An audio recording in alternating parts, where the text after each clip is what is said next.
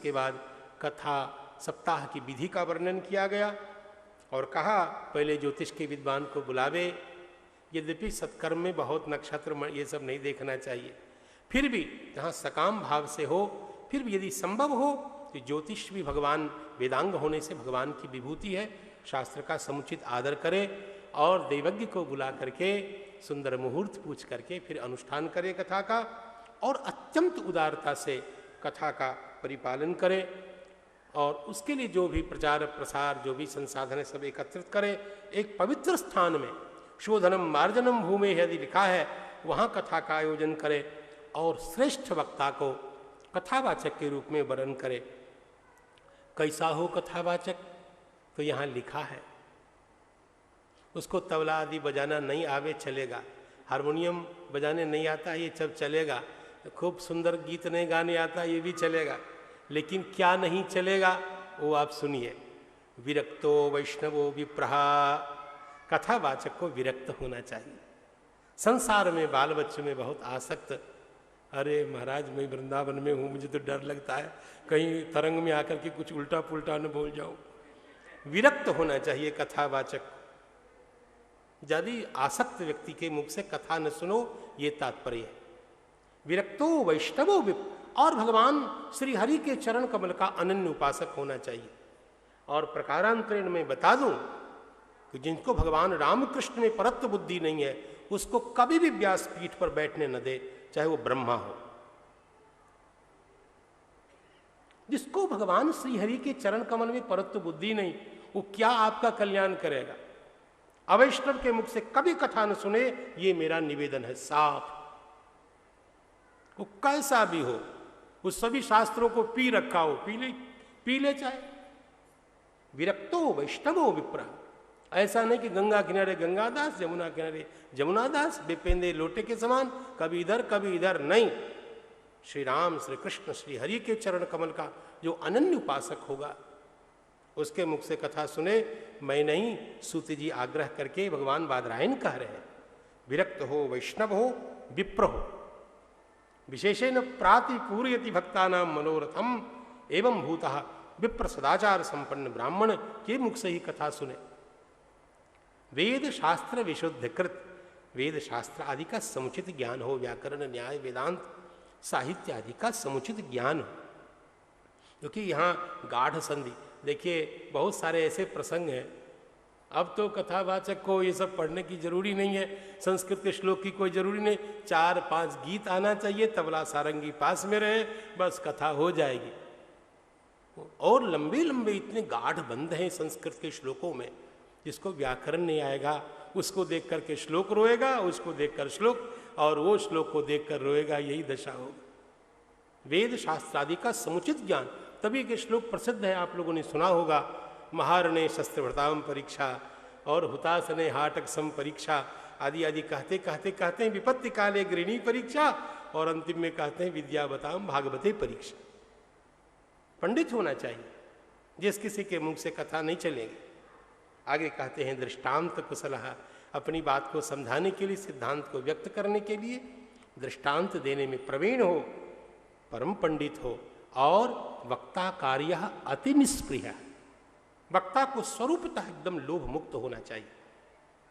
अरे भगवान की सेवा है भैया, भगवान ने करुणा करके अवसर दिया है, तो कितने बड़े हो गए भैया। अति निष्प्रिय होना चाहिए।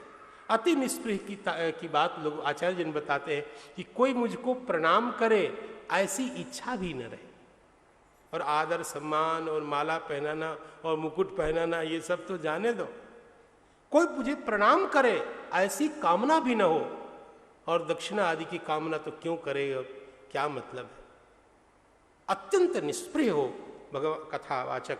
कैसा कथावाचक बिल्कुल न बनावे, तो जी कहते हैं अनेक धर्म विभ्रांता।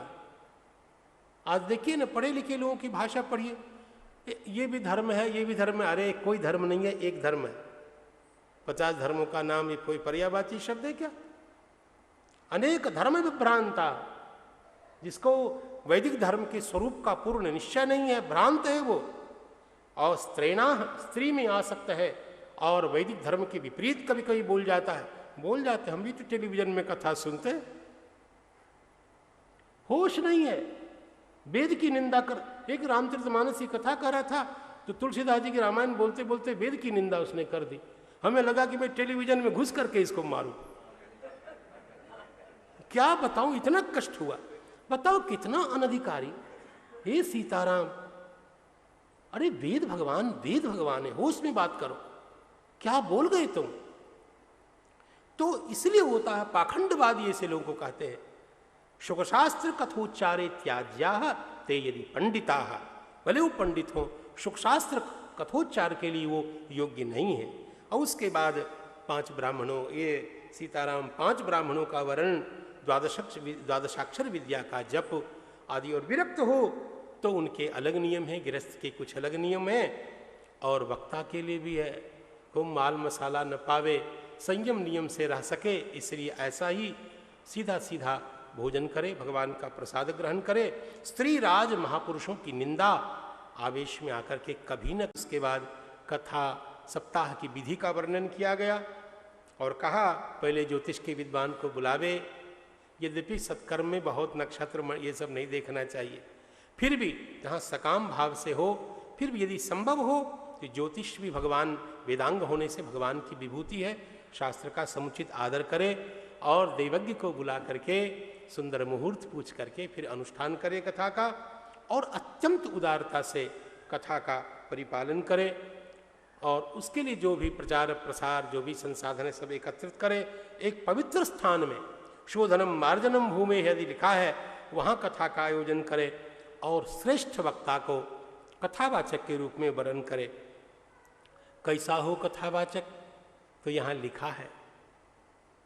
उसको तबला आदि बजाना नहीं आवे चलेगा, हारमोनियम बजाने नहीं आता ये सब चलेगा, खूब सुंदर गीत नहीं गाने आता ये भी चलेगा, लेकिन क्या नहीं चलेगा वो आप सुनिए। विरक्तो वैष्णवो विप्रहा, कथावाचक को विरक्त होना चाहिए। संसार में बाल बच्चों में बहुत आसक्त, अरे महाराज मैं वृंदावन में हूँ, मुझे तो डर लगता है कहीं तरंग में आकर के कुछ उल्टा पुल्टा न बोल जाऊं। विरक्त होना चाहिए कथावाचक। यदि आसक्त व्यक्ति के मुख से कथा न सुनो, ये तात्पर्य है। विरक्तो वैष्णवो विप, और भगवान श्री हरि के चरण कमल का अनन्य उपासक होना चाहिए।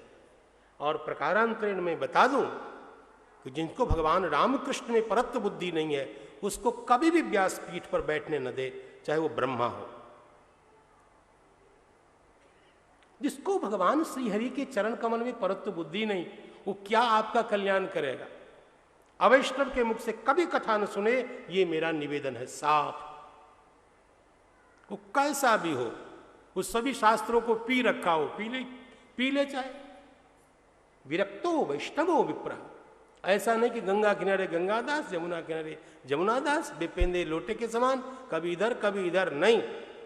श्री राम, श्री कृष्ण, श्री हरि के चरण कमल का जो अनन्य उपासक होगा, उसके मुख से कथा सुने। मैं नहीं, सूत जी आग्रह करके भगवान बादरायण कह रहे हैं। विरक्त हो, वैष्णव हो, विप्र हो, विशेषेण प्रातिपूर्यति भक्तानाम मनोरथम एवं भूतः विप्र सदाचार संपन्न ब्राह्मण के मुख से ही कथा सुने। वेद शास्त्र विशुद्धकृत, वेद शास्त्र आदि का समुचित ज्ञान हो, व्याकरण न्याय वेदांत साहित्य आदि का समुचित ज्ञान हो। क्योंकि यहाँ गाढ़ संधि, देखिए बहुत सारे ऐसे प्रसंग हैं, अब तो कथावाचक को ये सब पढ़ने की जरूरी नहीं है, संस्कृत के श्लोक की कोई जरूरी नहीं, 4-5 गीत आना चाहिए, तबला सारंगी पास में रहे, बस कथा हो जाएगी। और लंबे लंबे इतने गाढ़ बंध हैं संस्कृत के श्लोकों में, जिसको व्याकरण नहीं आएगा उसको देख करके श्लोक रोएगा, उसको देखकर श्लोक, और वो श्लोक को देखकर रोएगा, यही दशा होगा। वेद शास्त्र आदि का समुचित ज्ञान, तभी के श्लोक प्रसिद्ध है, आप लोगों ने सुना होगा। महारणे शस्त्रभृताम परीक्षा और हुतासने हाटक सम परीक्षा आदि आदि कहते कहते कहते हैं विपत्ति काले गृहिणी परीक्षा, और अंतिम में कहते हैं विद्यावताम भागवते परीक्षा। पंडित होना चाहिए, जिस किसी के मुख से कथा नहीं चलेगी। आगे कहते हैं दृष्टांत कुशलः, अपनी बात को समझाने के लिए, सिद्धांत को व्यक्त करने के लिए दृष्टांत देने में प्रवीण हो, परम पंडित हो, और वक्ता कार्य अति निष्प्रिय, वक्ता को स्वरूपतः एकदम लोभ मुक्त होना चाहिए। अरे भगवान की सेवा है भैया, भगवान ने करुणा करके अवसर दिया है, तो कितने बड़े हो गए भैया। अति निष्प्रिय होना चाहिए। अति निष्प्रिय की बात लोग आचार्य जन बताते हैं कि कोई मुझको प्रणाम करे ऐसी इच्छा भी न रहे। और आदर सम्मान और माला पहनाना और मुकुट पहनाना ये सब तो जाने दो, कोई मुझे प्रणाम करे ऐसी कामना भी न हो, और दक्षिणा आदि की कामना तो क्यों करे, और क्या मतलब है। अत्यंत निष्प्रिय हो भगवान कथावाचक। कैसा कथावाचक बिल्कुल न बनावे, तो जी कहते हैं अनेक धर्म विभ्रांता। आज देखिए ना, पढ़े लिखे लोगों की भाषा पढ़िए, ये भी धर्म है, ये भी धर्म है। अरे कोई धर्म नहीं है, एक धर्म है। 50 धर्मों का नाम ये कोई पर्यायवाची शब्द है क्या? अनेक धर्म विभ्रांता, जिसको वैदिक धर्म के स्वरूप का पूर्ण निश्चय नहीं है, भ्रांत है वो, और स्त्री में आसक्त है, और वैदिक धर्म के विपरीत कभी कभी बोल जाता है। बोल जाते, हम भी तो टेलीविजन में कथा सुनते, होश नहीं है, वेद की निंदा कर। एक रामचरितमानस की कथा कर रहा था, तो तुलसीदास जी की रामायण बोलते बोलते वेद की निंदा उसने कर दी। हमें लगा कि मैं टेलीविजन में घुस करके इसको मारूं। क्या बताऊं, इतना कष्ट हुआ। बताओ कितना अनधिकारी। हे सीताराम, अरे वेद भगवान है, होश में बात करो, क्या बोल गए तुम। तो इसलिए होता है, पाखंडवादी ऐसे लोगों को कहते हैं शुकशास्त्र कथोच्चारे त्याज्या ते यदि पंडिता, भले वो पंडित हो, शुकशास्त्र कथोच्चार के लिए वो योग्य नहीं है। और उसके बाद 5 ब्राह्मणों, ये सीताराम 5 ब्राह्मणों का वर्ण, द्वादशाक्षर विद्या का जप आदि, और विरक्त हो तो उनके अलग नियम हैं, गृहस्थ के कुछ अलग नियम हैं, और वक्ता के लिए भी है। खूब माल मसाला न पावे, संयम नियम से रह सके, इसलिए ऐसा ही सीधा सीधा भोजन करे, भगवान का प्रसाद ग्रहण करे। स्त्री राज महापुरुषों की निंदा आवेश में आकर के कभी न